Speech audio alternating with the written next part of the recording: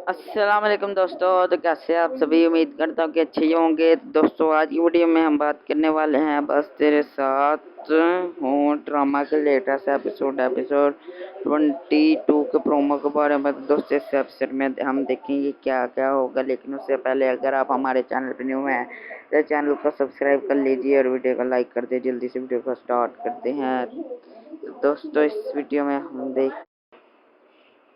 समीना नाम की एक लड़की होती है जिसके भाई और उसकी भाभी उसको घर से निकाल देती है। तो वो फिर इधर उधर फिरती रहती है। तो इसका मामू उसको कहता है मेरे घर आ, जो तुझे इसके घर ले जाता है। लेकिन लड़की वहाँ भी खुश नहीं होती, तो वो वहाँ से चली जाती है 2-3 दिन रह के। तो फिर वो अपने दोस्त के पास जाती है, लेकिन उसकी दोस्त की माँ भी उसको घर पे नहीं रहने देती।